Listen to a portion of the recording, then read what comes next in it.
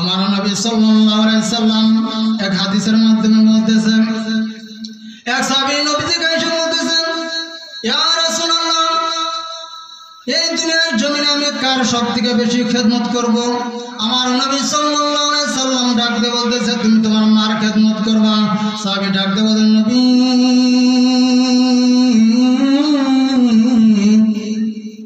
এরপর আমি কার খেদমত করব? আমার নবী সাল্লাল্লাহু আলাইহি সাল্লাম ডাক দিয়ে বলতেছে, সাহাবী তোমার মার খেদমত করো। এরপর সাহাবী ডাক দিয়ে বলতেছে, নবী, এরপর আমি কার খেদমত করব? আমার নবী সাল্লাল্লাহু আলাইহি সাল্লাম ওই সাহাবীকে ডাক দিয়ে বলতেছে, সাহাবী রে, তুমি তোমার মার খেদমত করো। আমার বন্ধুগণ, এরপর সাহাবী ডাক দিয়ে বলতেছে, নবী, এরপর আমি কার খেদমত করব? আমার নবী সাল্লাল্লাহু আলাইহি সাল্লাম বলতেছে, তুমি তোমার বাবার খেদমত করো। কেন না এই দুনিয়ার জমিনে তোমার মা যতটুকু তোমার জন্য কষ্ট করেছে, তোমার মা তোমার জন্য যতটুকু দুনিয়ার জমিনে মুসিবত ঝেল করেছে, এইরকম তোমার বাবা করে নাই। তুমি যখন গর্ভে ছিলা, তোমার বয়স যখন 9 মাস গর্ভের মাধ্যমে ছিলা, ওই সময় তোমার মা কত কষ্ট করেছে। না তোমার মা পেট ভরে খাইতে পারছে, না তোমার মা দুনিয়ার জমিনে ভালোভাবে ঘুমাইতে পারছে, না কোনো জায়গায় ভালোভাবে বসতে পারছে। তোমার মা দুনিয়ার জমিনে কোনো শান্তির কাজ ওই সময় করতে পারে না। এক নম্বর হলো এটা। দ্বিতীয়ত,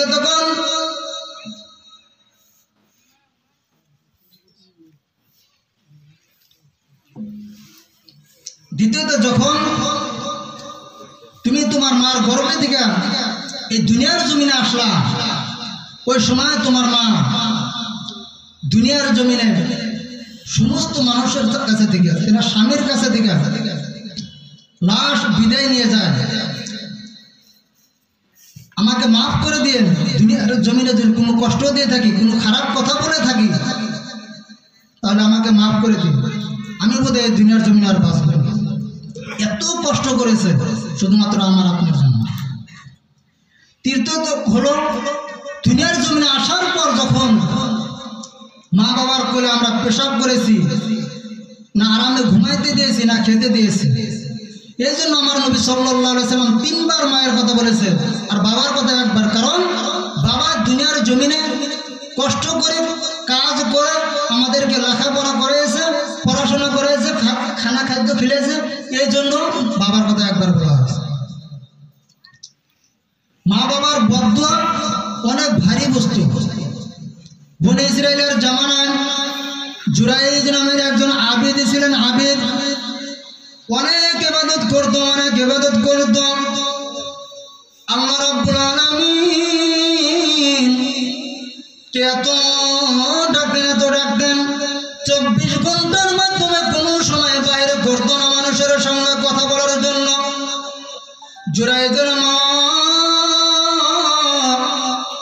জুরাইজের ইবাদত খানার কাছে যাইয়া জুরাইজকে ডাকতে বলতেছে, বাবা তুমি কোথায়? আমার এখানে একবার দেখা দাও। আমার ভাইজানেরা কান খুলে শুনে রাখবেন। এ কথা বলার পর যখন জুরাইজ কানটা ফেলে শুনতে পারলেন, এদিকে আল্লাহর ইবাদত করতেছেন, আল্লাহকে ডাকতে বলতেছে, মালিক আমি এদিকে আমার মা ডাকতেছে, এদিকে আমি আপনার ইবাদত করতেছি, আমি আমার মার কথার সাড়া দিব না আমি আপনার কথার সাড়া দিব? আমার আল্লাহ রাব্বুল আলামিনের ইবাদতে মগ্ন হয়ে রয়েছেন। তার পরে এদিকে মা ডাকতেছে, মার কথাই কোনো মনোযোগ নাই, মার কথা তিনি সাড়া দিলেন না, আল্লাহর ইবাদতের মাধ্যমে মগ্ন হয়ে গেলেন। জুরাইজের মাধ্যমে ওই জায়গা থেকে বাড়ি চলে গেলেন।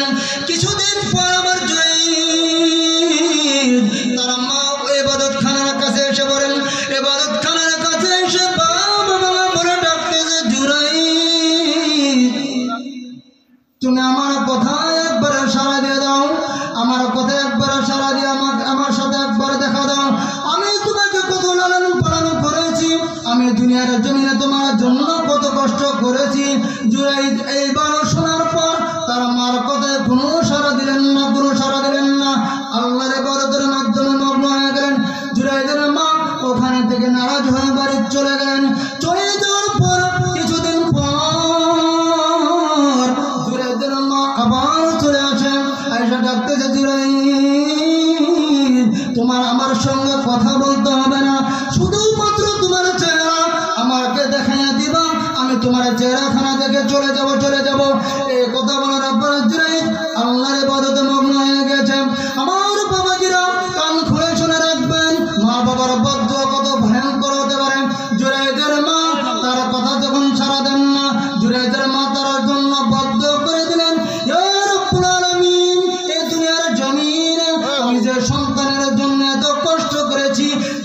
সন্তানের জন্য ঘুম হারাম করেছিলাম, এই সন্তানকে আজকে ডাকতেছে, আমার কথায় সাড়া দেয় না।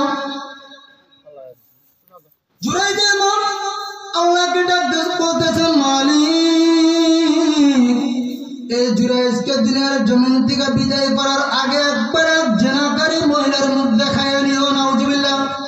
বাবা জোরে বলেন না, খারাপ লাগতেছে না? আরে সাথ দিবেন আমার সাথে, মানুষ অল্প কথা কিন্তু সাথ দিতে হবে। জুরাইজের মা যখন জুরাইজের জন্য বদ্ধ করে দিয়ে জুরাইজের মা ওখান থেকে চলে যায়।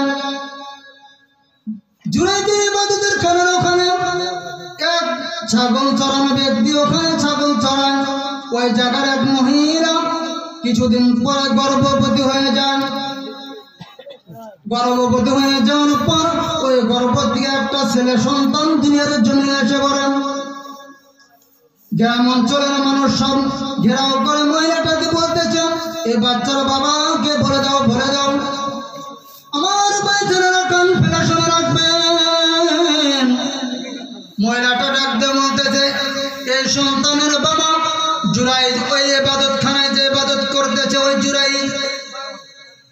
গ্রাম অঞ্চলের সমস্ত মানুষ জুরাইজের ইবাদতখানার ওখানে চতুর্দিক দিয়ে ঘিরাও করে নিলেন। জুরাইজের ইবাদতখানা ঘিরাও করে সমস্ত মানুষ ডাকতে বলতে, জুরাইজ অনেক সুফি সেজেছ, অনেক ইবাদত করেছ, তোমার ভণ্ডামি আমরা জেনে গিয়েছি।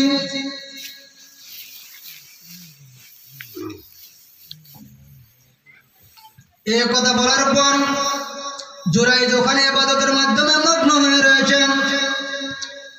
জুরাইজ তার কারো কথায় সাড়া দিচ্ছেন না। সমস্ত মানুষ যখন কেঁপে তার ইবাদতখানার উপর পাথর মারা শুরু করে দিলেন।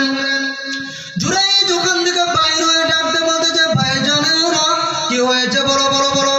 এই কথা বলার পর জুরাইজকে বলতেছে, তুমি এই মহিলার সঙ্গে জেনা করেছো, এই মহিলার সঙ্গে জেনা করে এই মহিলার গর্ভতে বাচ্চা দিয়েছো, মহিলার গর্ভে থেকে বাচ্চা জন্ম হয়েছে। জুরাইজ মুস্কি হাসি দিয়ে বলতেছে, রব্বুল আলামিন মা বাবার কথায় সাড়া না দেওয়ায় তুমি এই পরিণাম দিলাম। আমি তো 24 ঘন্টা শুধু তোমাকে ডেকেছি, আমি মা বাবার কথায় সাড়া দিই নাই, কোনো গ্রাম পশ্চিমের কথায় সাড়া দিই নাই, কোনো মানুষের কাছে সময় কাটাই নাই, শুধুমাত্র তোমার ইবাদত করেছি, ইবাদত করেছি। এ কথা বলার পর যখন জুরাইজ বলতেছে, বাচ্চাটার মাথার দিকে ইশারা করে বলতেছে, বাচ্চাটাকে বলো এর বাবাকে। বাচ্চাটাকে যখন জিজ্ঞাসা করা, তোমার বাবাকে বলে দাও, বলে দাও। এই কথা বলার পর ছোট বাচ্চা জবানটা খুলে দেওয়া আল্লাহ রাব্বুল আলামিন খুলে দিলেন। খুলে দেওয়ার পরে ছোট বাচ্চাটা ডাক দিয়ে বলতেছে, আমার বাবা হলো এই ছাগল চড়ানো ব্যক্তিটা। মার ফতোয়ার কারণে জুরাইজের এই রাস্তা দেখা হয়েছে। মা বাবা যদি কথায় বদদোয়া না দিত, এই রাস্তাটা তার দেখতে হতো না। এজন্য বলে বাবা জান, এই দুনিয়ার জমিনে মা বাবার সঙ্গে যত অত্যাচার হইতেছে ইলমে দিন শেখার না কারণে, এই ইলমে দিন না শেখার কারণে মা বাবার সঙ্গে কত অত্যাচার করা হয়। যদি আমাদের মাধ্যমে যদি দিনই শিক্ষা থাকতো, মা বাবার সঙ্গে এরকম বেয়াদবি করতো না। আজ কত জায়গায় দেখা যায় বৃদ্ধ মা রাস্তায় মানুষের কাছে হাত পাতে। ছেলে কি করে? ইঞ্জিনিয়ার। ছেলে কি করে? ডাক্তার। ঠিক কিনা? কথা বলেন না, ঠিক না?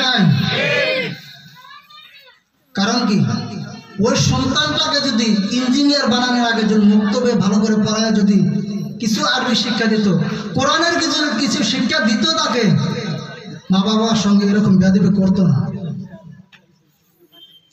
আমাদের মাধ্যমে দিন নাই, সেজন্য আজকে মা বাবার কথাও শুনি না। ছেলে সন্তান কত অধপতনের দিকে যাইতেছে। আজ আমি নামাজি, 5 ওয়াক্ত নামাজ পড়ি, আমার ছেলে কিভাবে ঘুরতেছে। আমার বড় সন্তান নামাজ পড়তেছে না, শুয়ে আছে, ডাক দিব না কেউ। আমার মেয়ে বেপর্দায় ঘুরতেছে, বলবো না কেউ। কাল কিয়ামতের দিন এই সন্তান আমাকে আপনাকে যতই নামাজ পড়েন জাহান্নামে নিবে। যখন কবরে চলে যাব, কবরে চলে যাওয়ার পর নামাজ পড়েছো, রোজা রেখেছো, হজ করেছো, যাকাত দিয়েছো, আল্লাহ রাব্বুল আলামিন বলে দেবে ফেরেশতাকে, এ ফেরেশতা এর জন্য জান্নাতের দরজা খুলে দাও। কিছু সময় পর তোমার মেয়ে যখন রাস্তায় বেয়াকেনা হয়ে রাস্তায় যখন পর্দায় ঘোরাফেরা করবে, পুরুষের সঙ্গে কথা বলবে, পর্দাহীন হবে না, বেপর্দায় কথা বলবে, গুনার কাজে লিপ্ত হয়ে যাবে।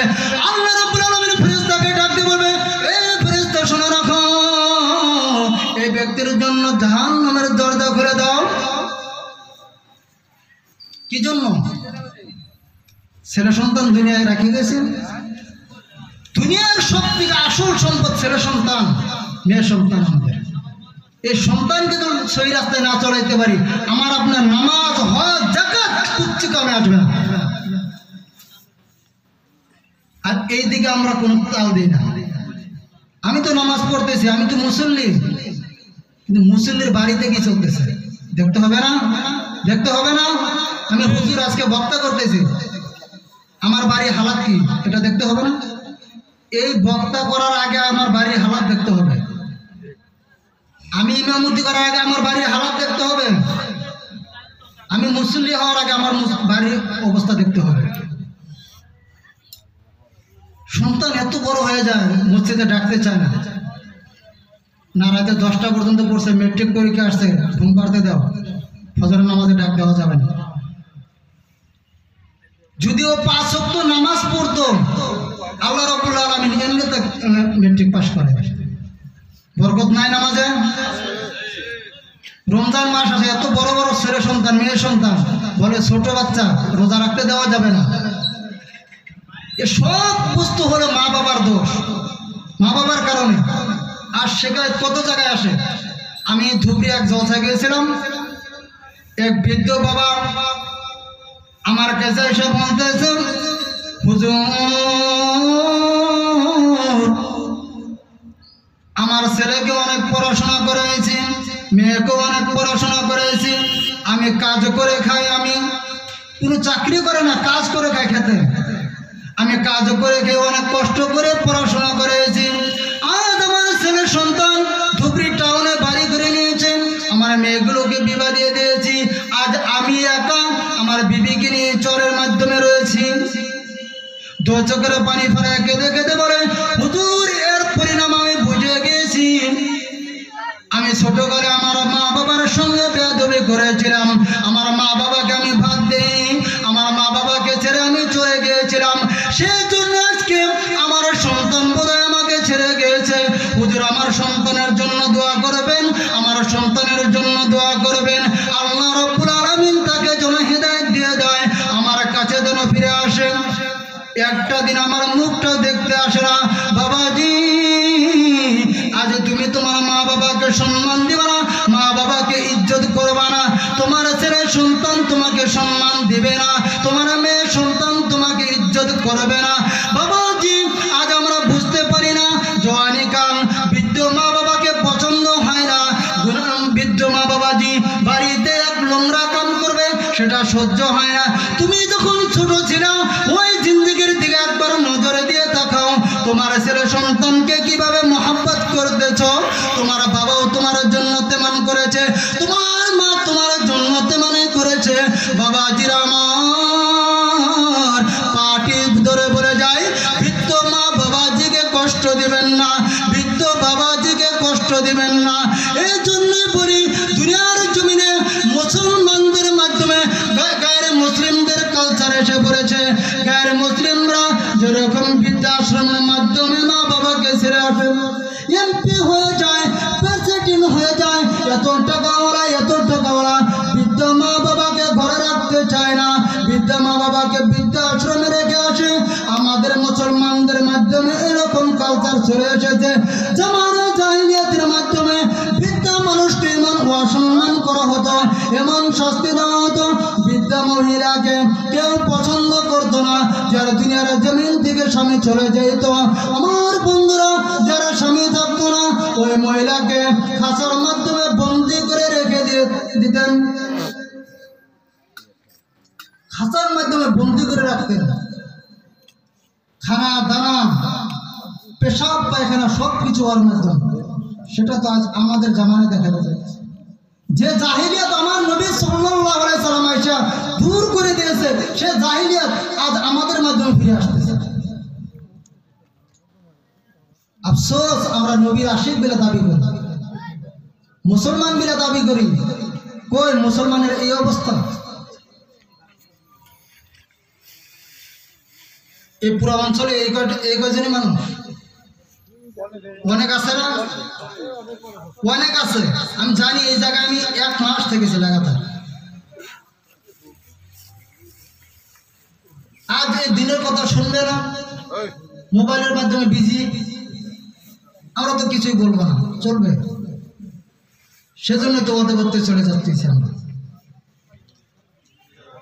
মা বাবার সঙ্গে ভালো ব্যবহার করলে আল্লাহ রাব্বুল আলামিন তার ফলাফল দিবেন। বনি ইসরাইলের জামানায় 3 বন্ধু পাহাড়ের কিনার দিয়ে চলে যাইতেছেন। যাইতে যাইতে রাস্তার মাধ্যমে বৃষ্টি পড়া শুরু হয়ে গেল। বৃষ্টি পড়তে পড়তে অনেক বৃষ্টি পড়া ধরলো, তুফান হয়ে গেল। 3 বন্ধু বলতেছে এই জায়গায় তো দাঁড়ানোর কোনো জায়গা দেখি না, জায়গা দেখি না, আমরা কোথায় আশ্রয় নেব, কোথায় আশ্রয় নেব? বন্ধু আমার 3 বন্ধু এক গর্ত দেখে গর্তর মাধ্যমে যাইয়ে তেনারা আশ্রয় নিলেন। গর্তর মাধ্যমে আশ্রয় নেওয়ার পর পাহাড়ের উপর থেকে একটি পাথর এসে তার গর্তর মুখে পড়ে গেলেন। গর্তর মুখে পড়ে যাওয়ার পর 3 বন্ধু ওখানে বন্দী হয়ে গেল। কিছু দেখা যায় না, দুনিয়ার কোনো ফলক কিছু আসে না তার মাধ্যমে, মুখটা একদম বন্ধ হয়ে গেছে। 3 বন্ধু আল্লাহ রাব্বুল আলামিনকে ডাকতে বলতেছে, মালিক আমাদের এখানে বন্দী করে দিলেন। 3 বন্ধু মশারা করতেছে, কে কত ভালো কাজ করেছো, ওই ভালো কাজের কথাটা মনে করে আল্লাহ রাব্বুল আলামিনের কাছে প্রার্থনা করো। আমার বন্ধুগণ, ওর মাধ্যম থেকে এক ব্যক্তি আল্লাহ রাব্বুল আলামিনের কাছে ডাকতে বলতেছে, মালিক আমি অনেক গরিব মানুষ, আমার একজন ছেলের সন্তান, আমার একজন মেয়ের সন্তান, আমার ঘরে বিবি আছে, আমার ঘরে একজন বৃদ্ধা মা আছে। আমি পুকুরি চড়াই, পাহাড়ের মাধ্যমে পুকুরি চড়াবার জন্য চলে যাই। পুকুরি চড়াইতে চড়াইতে একদিন রাত হয়ে গেছে, অনেক রাত হয়ে যাওয়ার পর বাড়ির মাধ্যমে এসে বকরিগুলো যখন দুধ তোলা হলো, দুধ আনার পর দেখি মা যেন ঘুমিয়ে পড়েছে। এদিকে বাচ্চাগুলো না খাওয়া, এদিকে বিবিও কিছু পান করেন নাই, এদিকে মা না খেয়ে ঘুমিয়ে পড়েছে। সর্বপ্রথম আমি এই দুধগুলো আমার মাকে পান করাইতাম, মাকে পান করানোর পর আমার বিবি বাল বাচ্চাকে পান করাইতাম। আমার বন্ধুগণ, আমার আল্লাহ রাব্বুল আলামিনকে ডাক দিয়ে বলতেছে, ইয়া রাব্বুল আলামিন, ইয়া রাব্বুল আলামিন, এই আমার মাকে পান করাইতাম। ওই দিন থেকে আমার মা ঘুমিয়ে পড়েছে। আমি দুধের গ্লাসটা নিয়ে মার কাছে বসে গেলাম, আমার মা ঘুমিয়ে পড়েছে। এইরকম করতে করতে সকাল হয়ে যায়। আমার বাল বাচ্চাগুলো চিৎকার করে, আমার বাল বাচ্চাগুলো খিদার যন্ত্রণায় চিৎকার করতেছে। আমার বাল বাচ্চাকে আমি একটুকু দুধ পান করাইনি, আমার বিবিকে আমি দুধ পান করাইনি, আমি নিজেও দুধ পান করিনি। ইয়া রাব্বুল আলামিন, যখন আমার মা চোখটি খুলেছে, খোলার পর আমার মাকে সর্বপ্রথম দুধ পান করেছি, করানোর পর আমার বিবি বাল বাচ্চাকে দুধ পান করেছি। ইয়া রাব্বুল আলামিন, এই কাজটা যদি আপনার রাজি খুশির জন্য করে থাকি, এই কাজটা যদি আপনার খুশির জন্য করে থাকি, রব্বুল আলামিন আমাকে এই বিপদ থেকে উদ্ধার করে দাও। জোরে বলেন সুবহানাল্লাহ। আল্লাহ রাব্বুল আলামিন ওই সময় পাথরটাকে কিছু উঁচা করে সরিয়ে দিলেন। সরিয়ে দেওয়ার পর আরো 2 বন্ধুর মাধ্যম থেকে এক বন্ধু বলতেছে, রব্বুল আলামিন আমার অনেক ধন দৌলত, আমার অনেক টাকা পয়সা, আমার বাড়িতে একজন কর্মচারী রেখেছি। সে কর্মচারী রাখার পর অনেক দিন কাজ করেছে, কাজ করার পর একদিন আমার কাছে টাকা চাইছে, একদিনকার টাকা আমি দিতে পারি না। কর্মচারীটা চলে গেল, চলে যাওয়ার পর অনেক দিন হয়ে যায়, ওই কর্মচারী আমার বাড়িতে আসে না। ওই কর্মচারী যখন চলে যাওয়ার পর ওই মজদুরি যে টাকাটা, ওই টাকা দিয়ে আমি বিজনেস শুরু করে দিলাম। ওই টাকা দিয়ে বিজনেস করতে করতে অনেক ছাগল দুম্বা জড়ো হয়ে গেল, অনেকগুলো কর্মচারী রেখে দিলাম, অনেক কিছু জড়ো হয়ে যাওয়ার পর ওই একদিন ওই কর্মচারীটা আমার বাড়িতে চলে আসে। চলে আসার পর আমাকে ডাকতে বলতেছেন, হুজুর আমাকে আমার টাকাটা দিয়ে দিন, আমাকে টাকাটা দিয়ে দিন। এই কথা বলার পর ওই মানুষটাকে আমি বলেছিলাম, এই তো যত দুম্বা ছাগল দেখতেছ, যত কর্মচারীগুলো দেখতেছ, এগুলো সব তোমার জন্য, এগুলো সব তোমার টাকার দ্বারা কেনা, এগুলো সব তুমি নিয়ে যাও। কর্মচারীটা বলতেছে, মজা করতেছেন? অনেক বড় বিপদে পড়েছি, সেজন্য এসেছে, আমার মজদুরিটা আমাকে দিয়ে দিন। ওই মালিক ডাকতে বলতেছে, বাবাজি আমি কোনো মস্করি করতেছি না, আমি তোমার সাথে কোনো মজাক করতেছি না। তুমি যাওয়ার পর তোমার টাকা দিয়ে আমি বিজনেস শুরু করেছিলাম, বিজনেস শুরু করে অনেক ছাগল দুম্বা জড়ো হয়ে গেছে, অনেক কর্মচারী জড়ো হয়ে গেছে, এগুলো সব কিছু তোমার টাকার দ্বারাই কেনা। এই কাজটা যদি তোমার রাজি খুশি করার জন্য করে থাকি, তাহলে আমাদেরকে বিপদের মাধ্যম থেকে উদ্ধার করে দাও। ওই সময় আল্লাহ রাব্বুল আলামিন পাথরটাকে আরো কিছু সরিয়ে দিলেন, যারা বলেন সুবহানাল্লাহ। তৃতীয় ব্যক্তি বলতেছে, ইয়া রাব্বুল আলামিন আমার অনেক ধন দৌলত, আমার জওয়ানি অনেক ছিল, জওয়ানি থাকার কারণে আমার একটা চাচাতো বোন ছিল, অনেক গরিব, টাকা পয়সা নাই, এতিম। চাচাতো বোনটার কাছে আমি আবদার করেছিলাম, বোনরে যদি আমার সাথে জেনা করো, আমার সঙ্গে যদি খারাপ কাজ করো, তোমাকে এত টাকা দিব আমি। চাচাতো বোনটি আমার কথা ইনকার করে চলে গেলেন। চলে যাওয়ার পর কিছুদিন পর টাকা পয়সার অনেক জরুরত পড়ে গেছে। টাকা পয়সার জরুরত পড়ার পর আমার কাছে এসে বলতেছে, ভাইজান আমি তোমার সঙ্গে ওই কাজ করার জন্য রাজি হয়ে গেলাম, আমার টাকা আমাকে দিয়ে দেবা, আমি তোমার সঙ্গে খারাপ কাজ করে দেব। আমার ভাইজানের কথা বলার পর যখন বন্ধ কামরার মাধ্যমে নিয়ে গেলাম, নিয়ে যাওয়ার পর যখন মেয়েটাকে যখন আমি শুয়ে দিলাম, শুয়ে দেওয়ার পর মেয়েটা দু চোখের পানি ফেলে ফেলে কান্দে। আমি ডাকতে বললাম, বোন তুই কাঁদছিস কেন? আমাদেরকে তো কেউ দেখছে না, দরজাটা তো আমি বন্ধ করে নিয়েছি, আমার তো চাল আছে অনেক সুন্দর ঘর, এখানে তো কেউ দেখতে পারবে না, তুই চোখের পানি কেন ফেলাম? আমার ভাইজানেরা, আমার বন্ধুগণেরা শুনে রাখুন, আমার বন্ধুরা শুনে রাখুন, জেনে রাখুন। এই কথা বলার পর বোনটি আমাকে ডাকতে বলতেছে, ভাইজান আমাদেরকে কেউ দেখছে না, দুনিয়ার জমিনে কেউ দেখবে না, দুনিয়ার জমিনের কেউ দেখছেও না, আমাকে একজন দেখছে, রব্বুল আলামিন, আমার আল্লাহ রব্বুল আলামিন দেখতেছে। তুমি যা করতেছো আমার সঙ্গে, আমি যা করতেছি তিনি দেখতেছে, ওনাকে কেউ আটকাইতে পারবে না, ওনাকে কেউ বন্ধ করে রাখতে পারবে না। তুমি যত গভীর জায়গায় চলে যাও, তুমি যত বন্ধ কামরায় চলে যাও, তুমি ওখান গেলেও আল্লাহ রাব্বুল আলামিন দেখবে কি দেখবে না? দেখবে না? নাই। এই কথা শুনে আমি ওখান থেকে লাফ দিয়ে সরে গেলাম। সরে যাওয়ার পর আমি কথার উপর গড় ফিকির করে আমি তো চোখের পানি ফেলায় ওখান থেকে চলে আসি। আমার বোনটাকে ওই জরুরত মোতাবেক টাকা পয়সা দিয়ে দিলাম, আমি ওই গুনার মাধ্যমে লিপ্ত হই নাই। ইয়া রাব্বুল আলামিন কামটা যদি তোমার রাজি খুশির জন্য করে থাকি, এই কাজটা যদি তোমার খুশির জন্য করে থাকি, রব্বুল আলামিন আমাদেরকে মুসিবত থেকে উদ্ধার করে দাও। আল্লাহ রাব্বুল আলামিন ওই পাথরটাকে পুরো সরিয়ে দিলেন। ব্যক্তি তিনটা ওখান থেকে বাইরে হয়ে গেলেন। জোরে বলুন সুবহানাল্লাহ। কার দোয়া আছে এখানে? মার দোয়া আছে কিনা? মার দোয়া আছে কিনা? মার দোয়ার জন্য আজ আমরা মার কাছে দোয়া চাই। আমি পাগল যেখানে জলসায় যায় মার কাছে হাতটা ধরে বলি মা দোয়া করো। আমরা সবাই মার কাছে দোয়া চাবো, ওই দোয়া কোনোদিন খালি হাতে ফিরাবে না। তিনজনের দোয়া আল্লাহ খালি হাতে ফিরে না। কয়জন? তিনজন, এক মা, এক মুসাফির, এক মাজলুম, যার উপর জুলুম অত্যাচার করা। এই তিনজনের দোয়া আল্লাহ কোনোদিনও খালি হাতে ফিরে না। আর এই মার কাছে দোয়া না চাইয়া হুজুর আছে, হুজুরের কাছে মুসাফা করে 500 টাকা দেয়। হুজুর 500 টাকা নেন, আমার জন্য দোয়া করেন, ইলেকশন খেলাবো, ম্যাট্রিক দিব।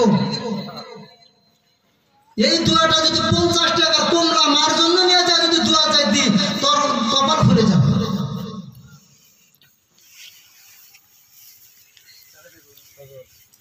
মা যদি 10 টাকা বলে, 10 টাকা আমার জন্য এটা নিয়ে আসো, টাকা নাই পকেটে, টাকা নাই। অনেক টাকা দেখেছি মার জন্য 10টা টাকা খরচা করতে চায় না, অনেক দেখেছি। বাবা এই দ্বন্দ্ব কোনোদিন কাজে আসবে না। একটা ঘটনা বলি। এক ব্যক্তি, তার মা অনেক গরিব ছিলেন, টাকা নাই পয়সা নাই। তার বাবা ছোটকালে দুনিয়ার থেকে বিদায় নিয়েছে। অনেক কষ্ট করে পড়াশোনা করানোর পর ছেলেটা ডাক্তার হয়েছে। কি ডাক্তার? ছেলেটা ডাক্তার হওয়ার পর যখন ডাক্তার হলেন, তার গরিব মা তাকে বিবাহ করানোর জন্য মেয়ে খুঁজতেছে। মেয়ে এদিকে ওই ডাক্তার ছেলেটি স্কুলের মাধ্যমে মেয়ের সঙ্গে প্রেম করে বসেছে। অনেক টাকাওয়ালার মেয়ের সঙ্গে প্রেম ভালোবাসা করে ফেলেছে। এদিকে মা একজন বানাত মাদ্রাসার মেয়ে, সুন্দর মেয়ে একটা খুঁজে নিয়ে এসেছে। মার আশা একটা দিনদার মেয়ের সঙ্গে বিবাহ করা। ছেলে তো স্কুলের শিক্ষা অনেক করেছে, তার সঙ্গে একটা মাদ্রাসার দিনের শিক্ষা একজন ব্যক্তি। বিবাহের জন্য যখন মা ছেলেটাকে বলতেছে, বাবা তোমার জন্য এই মেয়েটা দেখেছি, তুমি পছন্দ করবা কিনা দেখে নাও। আমার বন্ধু মানে কত বলার পর ছেলেটি মার সঙ্গে ধমক দিয়ে বলতেছে, এই বোরকা পরা মেয়ে আমি নেব না, এইগুলো আমি আমার সাথে যায়, আমি ডাক্তার হয়েছি, আমার সাথে এই মেয়ে যায়, আমার সাথে তো উঁচা পথের মেয়ে লাগবে। কিছুদিন পর উঁচা পথের মায়ের সঙ্গে বিবাহ হয়ে গেল। মায়ের সঙ্গে বিবাহ হওয়ার পর মার সঙ্গে যখন একসঙ্গে থাকে, মেয়ের মার নরম চরণ পছন্দ হয় না, মার কাম কাজ পছন্দ হয় না, মার কাপড় চুপড় ভালো লাগে না। ধনী ঘরের মেয়ে তো, মাকে ভালো লাগে না। বউটি ছেলেটাকে কিছুদিন বলতে বলতে ছেলেটি মার সঙ্গে রাগ করে ফেললেন। তারপর একদিন বিবি তাকে ডাকতে বলতেছে, স্বামী তোমার মাকে কাজটা করতে বলছে, আমাকে ধমক দিয়েছে, শাশুড়ি বউকে ধমক দিয়েছে। এ কথা শুনে ছেলে আর সহ্য না করবার পাইয়া মাকে যা চর মারিয়ে দিলেন। নাউজুবিল্লাহ, জোরে বলেন নাউজুবিল্লাহ। মার উপরে হাত তোলার পর মা তো চোখের পানি ফেলায় কান্দে, আমার সন্তানকে আর মুসিবত দিও না, আমার সন্তানের উপরে আর বদলে কোনো গজব দিও না। ছেলেটি তার বিবিকে নিয়ে শ্বশুর বাড়ি চলে যায়। অনেকদিন পর থাকতে থাকতে 2টা ছেলে সন্তান হয়ে যায়। 2টা ছেলে সন্তান হয়ে যাওয়ার পর ওই ছেলে সন্তান হওয়ার পর ওই ডক্টর তার পেটের মাধ্যমে বেমার হয়ে গেল। তার পেটের মাধ্যমে বেমার হয়ে যাওয়ার পর কিছুদিন পরে মাথায় ক্যান্সার দেখিয়ে দিলেন। বন্ধুরা, শ্বশুর শাশুড়ি কিছুদিন চিকিৎসা করলেন। চিকিৎসা করার পর এরপর দেখে অনেক টাকা পয়সা লাগে। তার বিবি ডাকতে বলতেছে, স্বামী আমি আপনার সঙ্গে থাকবো না, আমাকে ডিভোর্স দিয়ে দিন, আমাকে ডিভোর্স দিন, আপনার সঙ্গে আমি থাকবো না। লাস্ট সময় বিবি ডিভোর্স নিয়ে চলে গেলেন, শ্বশুর শাশুড়ি চলে গেলেন, বাড়ির থেকে ধাক্কা দিয়ে বাইরে করে দিয়েছে। মা দু চোখের পানি ফেলায় কান্দে, ছেলের জন্য দু চোখের পানি ফেলায় ফেলায় কান্দে। আল্লাহ রাব্বুল আলামিনকে ডাকতে বলতেছে, মালিক আমার সন্তানটাকে যেথায় রাখো, যে জায়গায় রাখো সুস্থতা হিসাবে রাখবা। দোয়া করতে করতে ছেলেটা ভিখারির মতো হয়ে বাড়ির মাধ্যমে চলে আসছে। ভিখারির মতো বাড়ির মাধ্যমে চলে আসার পর মা ডাকতে বলতেছে, বাবা আজকে তোর এই অবস্থা কেন? তোকে তো অনেক শিক্ষা দিয়েছি, অনেক পড়াশোনা করেছি, অনেক ধনী করে তুমি বিবাহ করেছ, অনেক সুন্দর বিবি পেয়েছ, অনেক সুন্দর শ্বশুর শাশুড়ি পেয়েছ, আমার মতো পাগল মাকে ভুলে গিয়েছ, আমার মতো মাকে ভুলে গিয়ে তুমি ওখানে চলে গিয়েছ, ওখানে তো অনেক আয়েশ আরামের মাধ্যমে থেকেছ, এখানে কেন এখানে কেন? ছেলেটা তো চোখের পানি ফেলে দিয়ে মাকে বুকের সঙ্গে জড়িয়ে ধরে বলতেছে, মা দুনিয়ার জমিনে যত ভালোবাসা, যত বিবির ভালোবাসা, যত ছেলের ভালোবাসা, যত মেয়ের ভালোবাসা, শ্বশুর শাশুড়ির ভালোবাসা, মার ভালোবাসার মতো খাঁটি ভালোবাসা কেউ করতে পারবে না, পারবে না বাবা। দু চোখের পানি ফেলায় কান্দে কান্দে কান্দে আর মাকে বলতেছে, মা আমার এরকম বেমারে ধরেছে। মা দু চোখের পানি ফেলায় আল্লাহ রাব্বুল আলামিনের কাছে কান্দারে বলতেছে, মালিক আমি তো বৃদ্ধা হয়ে গেছি, আমাকে দুনিয়া থেকে নিয়ে যাও, আমার হায়াতটা আমার ছেলেকে দান করে দিলাম। জোরে বলেন সুবহানাল্লাহ। একে বলে মা, মা কাকে বলে? ছেলের বেমারকে সহ্য করতে পারে না, মেয়ের কষ্টকে সহ্য করতে পারে না। বাবাজিরা আমার শুনে রাখুন, শুনে রাখুন, এই মাকে যে কষ্ট দিবেন, এই মাকে যদি কষ্ট দেন, দুনিয়া আখিরাত দুইটাই বরবাদ হয়ে যাবে।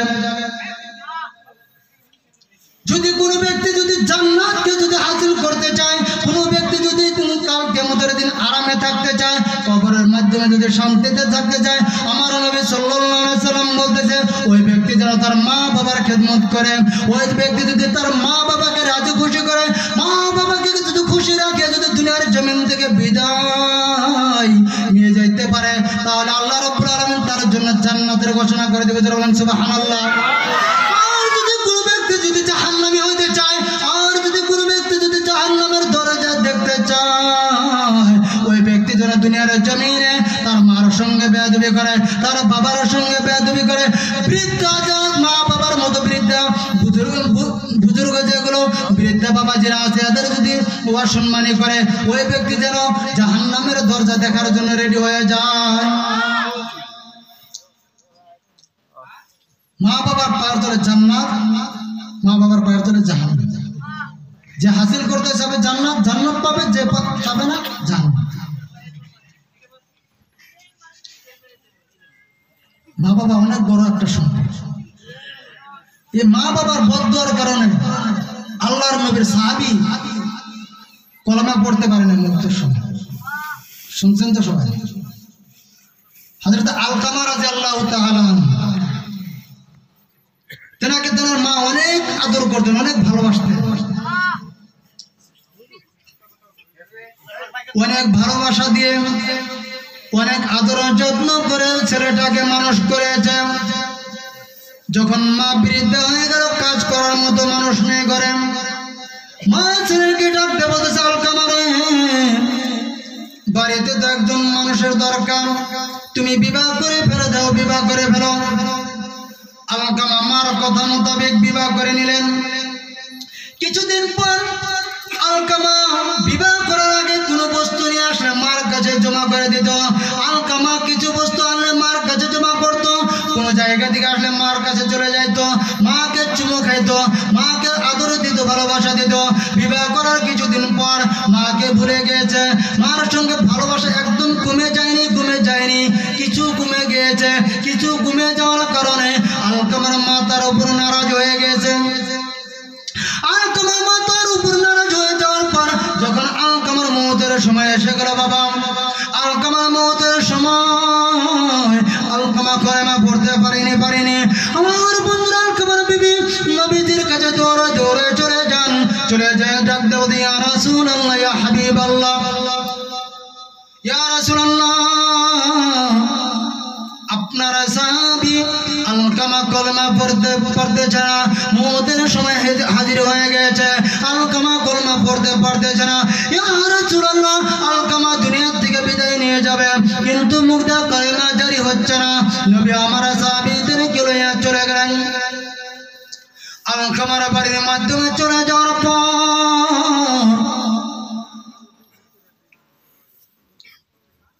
ডাক দিয়ে মধ্যে আলকামা কলেমা পড়ো, কলেমা পড়ো, কলেমা পড়তে পারে না।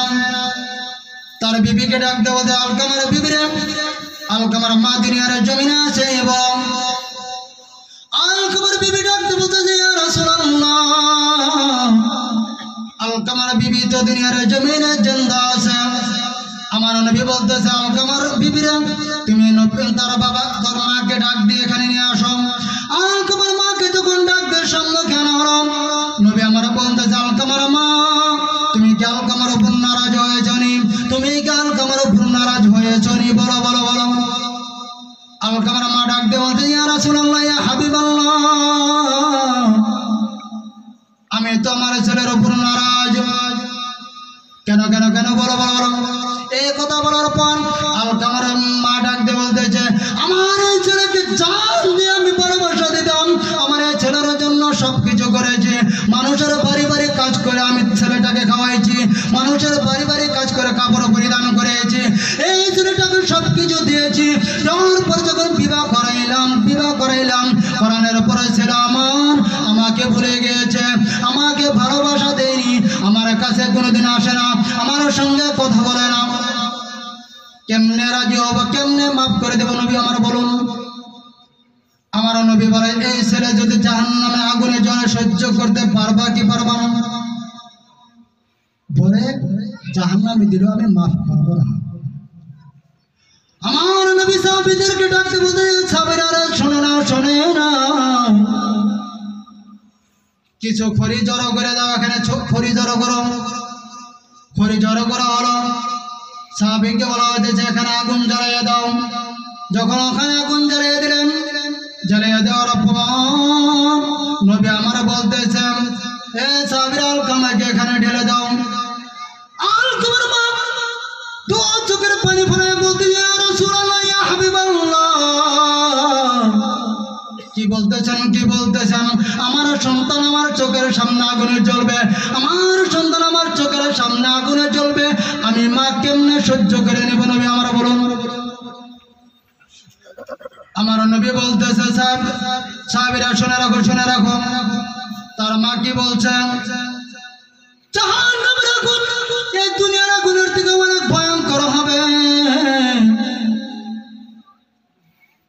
আলকামার মা শুনে রাখো, শুনে রাখো, এই দুনিয়ার জমিনের আগুন যদি জ্বালাইলে তুমি সহ্য না করতে পারো, এই ছেলের যদি মহাব্বতে তুমি আগুনে জ্বলতে না দাও, জাহান্নামের আগুনে যখন তোমার সন্তান জ্বলবে, ওই সময় তুমি আলকামার মা কেমনে সহ্য করো? বলো বলো বাবাজিরা। এ কথা বলার পর আলকামার মা বলতে, রাসূলুল্লাহ, ইয়া হাবিবাল্লাহ, ইয়া রাসূলুল্লাহ, আমি আমার বাবা আলকামাকে আমি মাফ করে দিলাম, মাফ করে দিলাম। সুবহানাল্লাহ। সঙ্গে সঙ্গে আলকামা কলেমা